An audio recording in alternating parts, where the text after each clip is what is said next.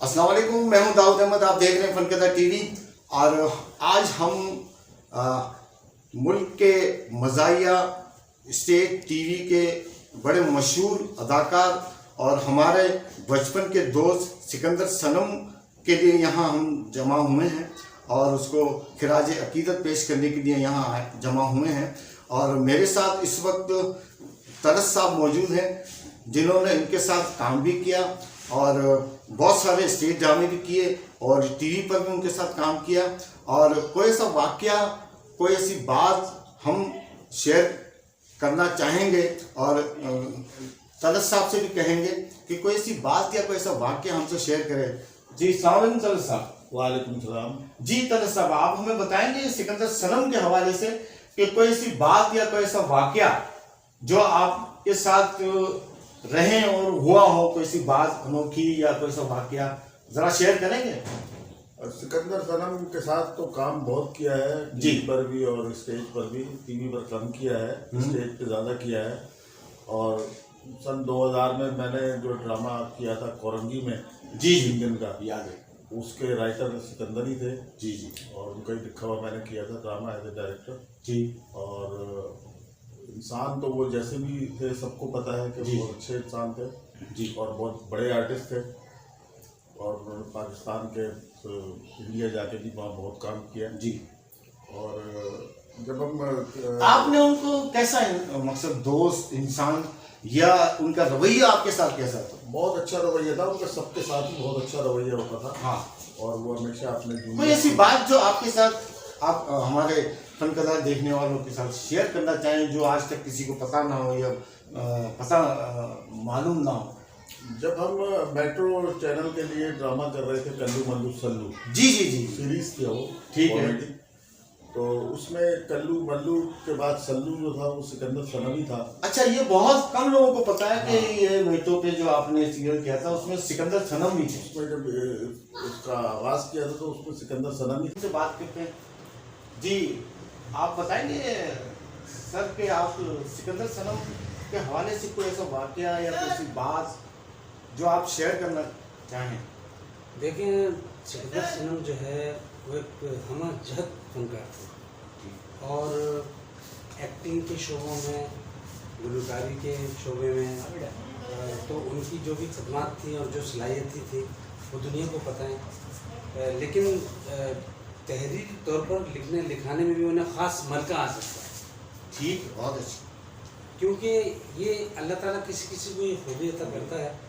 जब अब उसके हवाले से उनकी शख्सी तौर पर जो उनकी शख्सियत का एक हिस्सा था, उनके अखलाकी इक़दार के हवाले से मैं बात करना चाहूँगा कि जिस ज़माने में हमारी एक फिल्म इंसान बना शैतान बन रही थी तो उसमें मेरा रोल इंस्पेक्टर का था उस फिल्म में। याद तो सिर्फ मेरी एक लाइन थी, लेकिन जब उन्होंने मेरी लगन देखी सिकंदर सनम ने, आपने, तो मेरे काम को बढ़ाया। ये एक बड़ी अल्लाह ज़र्फ़ी की बात होती है कि किसी आर्टिस्ट के काम को बढ़ाना। उन्होंने तकरीबन 5-6 लाइनें उसमें बढ़ा दी, आपने भी 5-6 लाइनें बढ़ाई, आप भी थे उसमें। तो मेरा वो किरदार निखर के सामने आ गया, उसमें मुझे अवार्ड भी मिला, सनद भी मिली मुझे। तो ये मेरे लिए बड़े तो ये सिकंदर सनम की वजह से ऐसा हुआ कि वरना वो एक लाइन बोल गया। अच्छा, लेकिन ऐसा होता है कि ऐसा सुना भी है, ऐसा होता भी है कि फनकार जो है तो फनकार का मजहब के साथ कि वो हाथ पैर खेलते हैं, उनको काम नहीं करने देते, उनको डिस्टर्ब करते हैं या उनको परेशान करते हैं किसी न किसी हवाले से।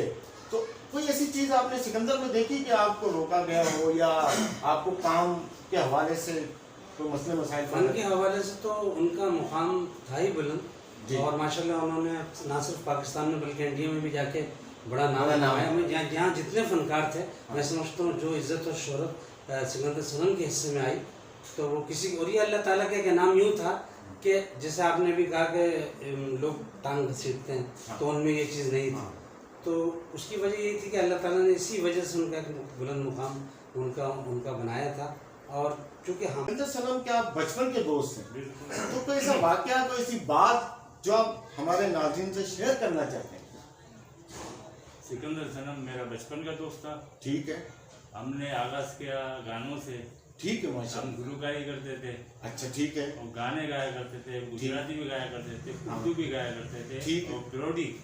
अच्छा, पेरोडी से याद आया कि पैरोडी फिल्में तो इसने बनाई ये, लेकिन बहुत कम लोगों को पता है कि पैरोडी गाने उसने सबसे पहले बनाए, है ना? वो हमारा साथी था। अच्छा, उसमें आपने किस किस्म के, कौन कौन सी जबान में या कौन कौन से आपने पैरोडी गाने गाए? उर्दू में गाए पैरोडी, ठीक है, गुजराती में गाए, मेमनी में गाए। अच्छा, हाँ, ये सब जबानों में हमने गाई। हम दोनों साथ ही गाते थे, ठीक है, बचपन का साथी था। अच्छा, वो आपका दोस्त, आपका साथी तो था, लेकिन वो इंसान कैसा था? इंसान बहुत नाइस बंदा था। अच्छा, खुदा की कसम, इससे ऐसा कोई आर्टिस्ट नहीं था वाह। कराची में, ठीक, खास तौर पे कराची में। उमर भाई भी थे, हाँ, लेकिन फिर दूसरे नंबर पे ये था। हाँ। लेकिन ये हीरा आदमी था, ठीक। इसके जैसा कोई नहीं था। ये बाप भी अच्छा है, बेटा भी अच्छा है, दोस्त भी अच्छा है, माशाल्लाह, हर चीज में अच्छा था। ठीक है।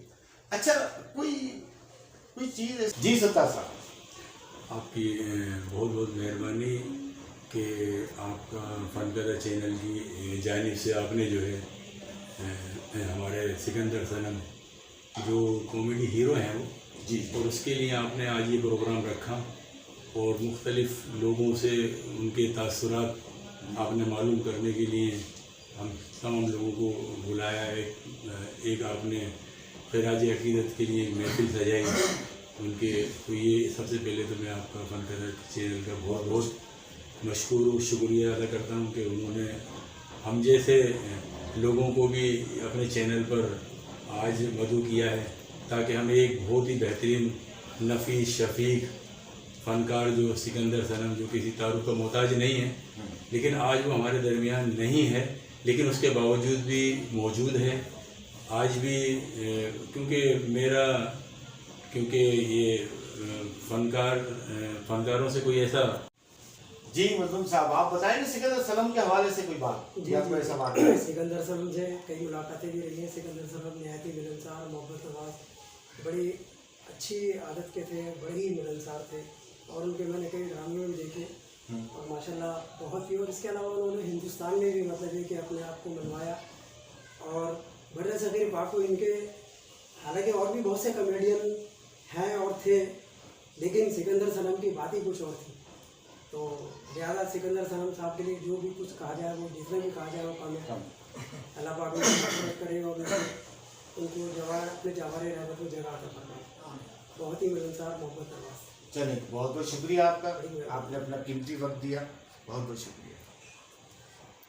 जी वालेकुम सलाम, आप क्या कहेंगे सिकंदर सनम के बारे में? सिकंदर सनम बहुत अच्छे इंसान थे। स्टेज पे हमने उनका प्रोग्राम भी देखा, ठीक है, और प्रोग्राम के हवाले से वो जब प्रोग्राम स्टेज प्रोग्राम करके बाहर आते थे तो इंसानियत से बड़े प्यार करते थे, ऑडियंस से बड़े प्यार करते थे, ठीक है, मोहब्बत वाले थे।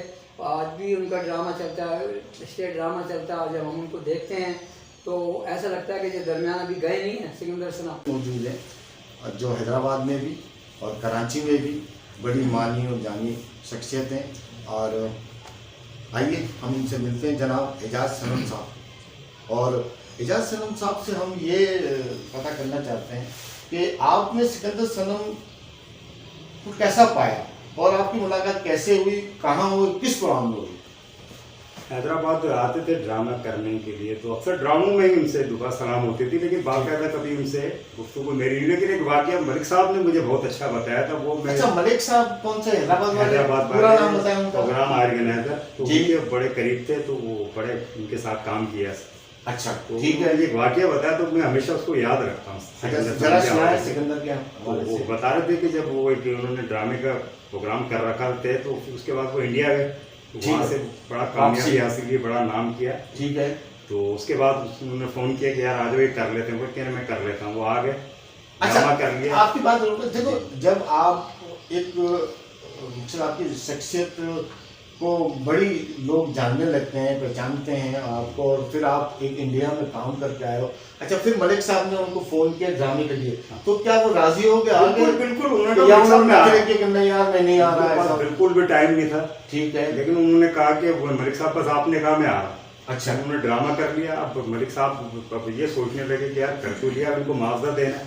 अच्छा, उस वक्त जाहिर है कि उनकी अच्छा, मुआवजा की कोई बात वो आम देते नहीं, कोई बात नहीं होती। वो रेगुलर जैसे ड्रामा करते थे ना, तो वही मुआवजा दे दिया करते थे। मकसद ये कि सिकंदर ने वही अंदाज, जी, वही माहौल, उसमें कोई चेंजिंग नहीं है। नहीं, कुछ भी नहीं, मैं अच्छा, वहीं आ रहा हूँ। ठीक। तो अब मलिक साहब सचो वश में मुझसे मुब्तला कि यार क्या तुम अब माशाल्लाह इनकी तो बड़ी बात।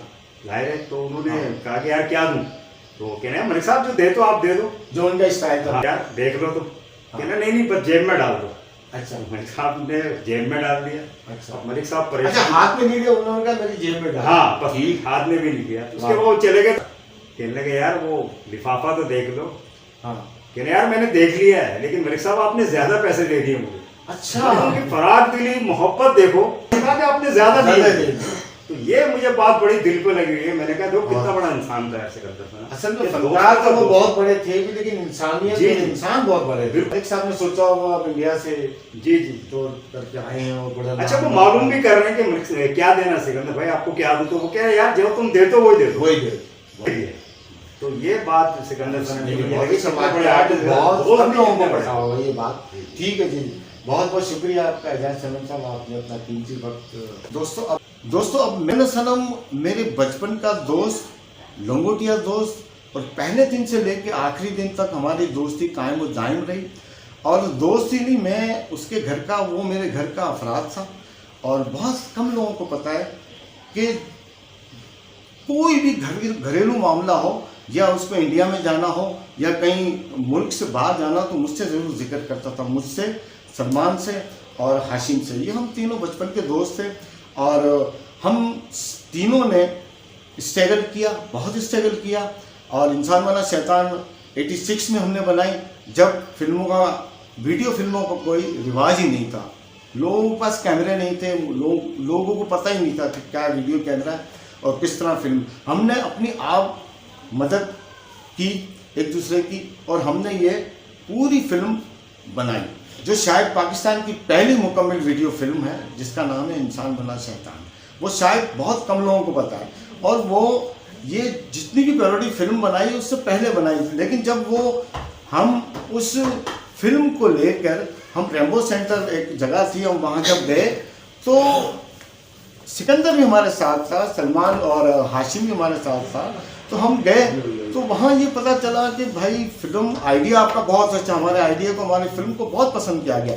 लेकिन अफसोस की बात यह थी कि यार आप में से फनकार कोई बड़ा नहीं है। लेकिन फिर एक दिन वो ऐसा आया कि उसके पास लोग पैसा लेकर आए कि यार हमारे लिए पैरोडी कोई फिल्म बनाओ या कोई ड्रामा करो।